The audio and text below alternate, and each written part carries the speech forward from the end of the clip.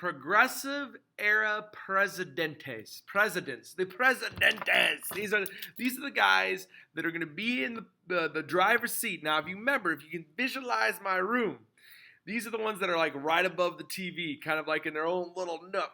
These are the guys that are going to change the game, and what they're going to do is they're kind of pushing back on the Gilded Age lifestyle.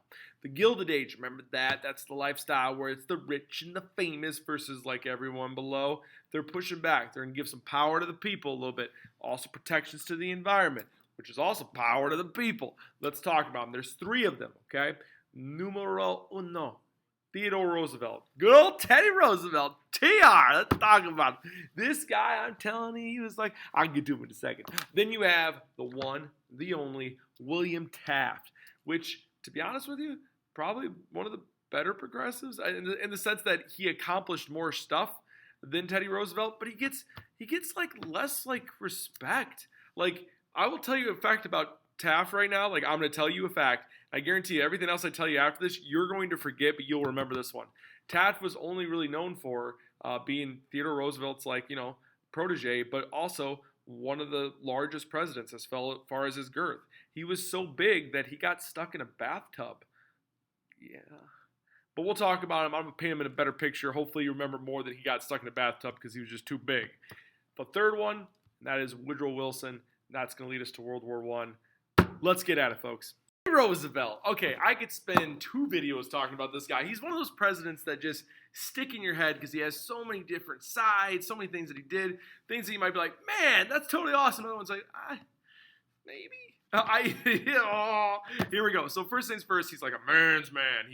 He's athletic. Remember, he went to the Spanish-American War. He had a cushy DC politics job. He went into the Spanish-American War, fought on the side. He was the leader of the Rough Riders.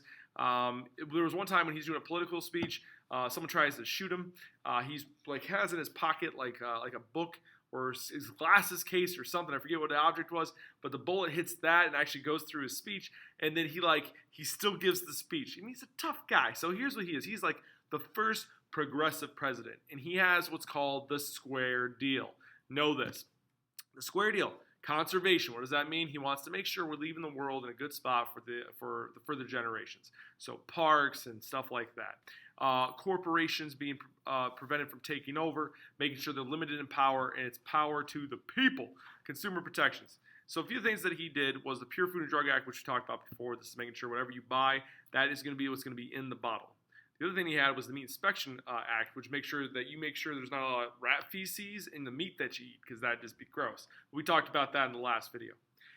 Here's some of the other things that are new. The Sherman Antitrust Act. What that was, an antitrust, is basically preventing businesses from taking too much power away from the workers or people that are buying their product. The next one is the Halpern Act. Railways, they could charge a certain amount of money for people shipping stuff. What they were doing was they were increasing the prices, and they were making it so farmers weren't making any profit. They were basically working food to mouth, paycheck to paycheck, and that wasn't fair to farmers. The Halpern Act made sure that there was limits to how much you could charge people on your freight. There was an issue with coal strikes. Now, this shows you the idea that he was on the side of unions and labor. There's this giant coal strike that takes place, and he works as like the middleman between the corporation and the strikers, and they make a deal. But it shows that he's on the side of labor. On the foreign front, the Japanese and the Russians, they're fighting each other for a long time. He comes in, gets them to sit down for peace. He gets the Nobel Peace Prize. And this is the part where people are like, oh man. The Panama Canal.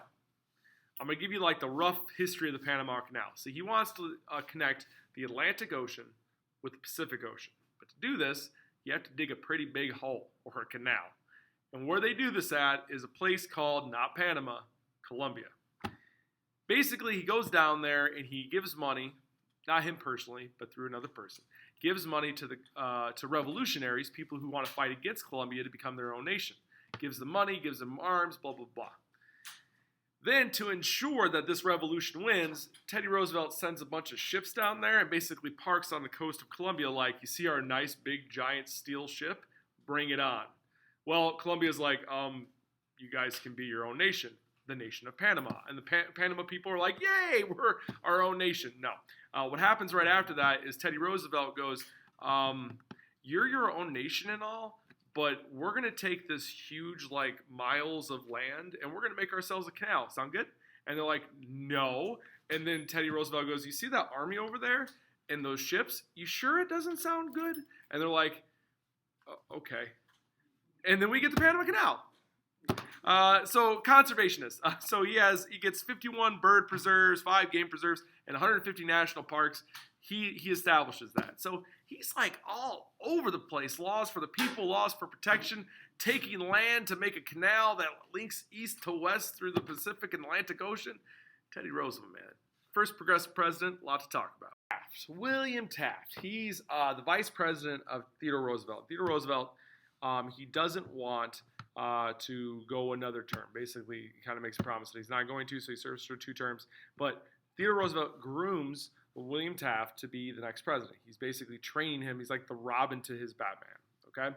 So he's training Robin to be like, to be the next superhero of Gotham, to be the next president of the United States. The thing is, Taft doesn't even want to be president. It's not something he enjoys. It's not something he really wants. But he does it because he's like friends with Theodore and he doesn't want to let him down. So what happens is he becomes president, and he's all about trust busting. And what I mean by that is he's taking out monopolies. He's taking out these giant corporations that are making it so they can put the price on anything that they want, and then you can't do anything about it, right? And he actually takes down more trusts, more monopolies than the trust buster Theodore Roosevelt. He takes out a lot of them. He does more progressive work in that sense than Theodore Roosevelt ever would. People don't give him a lot of credit for it, mostly because he angered people because he did these tariffs, a lot of tariffs when he was president. And people don't like tariffs because it adds prices to goods. Yeah, it's basically a tax on a good that's coming in or going out, and it raises prices. So people started not liking him for that. They didn't like him for his conservation efforts because it costs a lot of money from the public dole. So people were like, nah, we don't like that either. He does establish the Department of Labor, which basically is a lookout group that protects people within who work.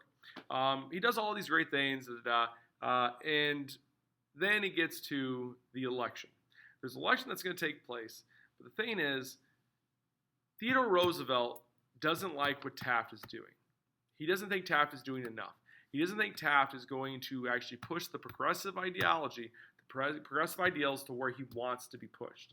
He thinks he's not good enough. He's not the star player. So Theodore Roosevelt decides to run for president as a third party. And we're going to pick up that election right now. Democrat, like one of the only Democrats we see for like 3 or 4 decades that wins the presidency. So he does a lot of things, and he's actually a pretty good progressive. Progressivism is looking out for workers. The progressivism is making it safer to work in the workplace, safer to live normal life. He did a whole lot. So let's go through some of these things. So the first one is the Clayton Act. Clayton Act. This exempted unions from antitrust laws and made it easier to strike. So basically, this was a labor-intensive law. It allowed for unions to have power to go on strike. What do strikes do? Well, it gives power to the people that are doing the strike. If you have a business that's mistreating some sort of group of workers, what can they do? They could quit. But what if you don't have a lot of job opportunities? What if that's not an option? What if the option is they want just to make the business better for people? Well, striking could help them out with that. This helped them out to do that. Let's talk about the Keating-Owen Act. This one you guys should like. The Keating-Owen Act. This outlawed child labor. Before this, children were dying in coal mines. Before this, children were dying with horrible lung diseases for working in horrible plants. Children were burning their hands off in different types of metal factories. This was bad news bears. Children were not living as a child. They were growing up as men when they were little kids. Same thing with women. Women were put in these horrible positions. They were working as, the Triangle Shirtwaist Factory. There was young girls that worked there too. So this limited child labor, or this made child labor laws so that it protected children in the workplace. By the way, you are affected by this right now. One of the few jobs you can get at your age, detasseling. And you're like, that's like the most brutal job in the world. It's pretty brutal. But there's limits to how long they can work you. And when you get a job when you're 14, 15, 16, there are limits to how long they can work you, how late they can work you. And this stems between Wilson's, laws that he passed. The next one is going to be the Adamson Act. And what this is it establishes the 8-hour workday just for railroad workers. But the 8-hour workday eventually turns into what we all use, 8-hour workday. Like that's the average. And this is why the 8-hour workday is what it is. We have 24 hours in a day. The thought was 8 hours of work, 8 hours of rest, 8 hours of family and recreation, or just living. And doing that's why they established the 8-hour workday. This comes out of progressive era. This comes out of Woodrow Wilson's administration. He is definitely a progressive with all these different things that deals with work and safety in the workplace and workers' rights. He is a progressive through and through. And we'll talk about more about Woodrow Wilson after Thanksgiving break. Why? Because we're going to get into World War I. But those are the three presidents that you need to know of. You got to know about Theodore Roosevelt and all the laws he passed, Food and Drug Act, the Meat Inspection Act. You need to know about Taft and all the stuff that he did about antitrust. You need to know about Woodrow Wilson, all the working regulations he put in there to make it safer for people working. You need to know. And one thing you should need to know about this lesson, third parties typically ruin it for one of the other parties. And I'm a third party person. I like it's not the way our electoral system works. It's really hard for a third party. I hesitate to say impossible, but it's really difficult because they have to win the majority in states because it's winner take all, except for 2. Remember, there's only 2 states that's not winner take all: Maine and Nebraska. That's it. All right, guys, take care. Peace out.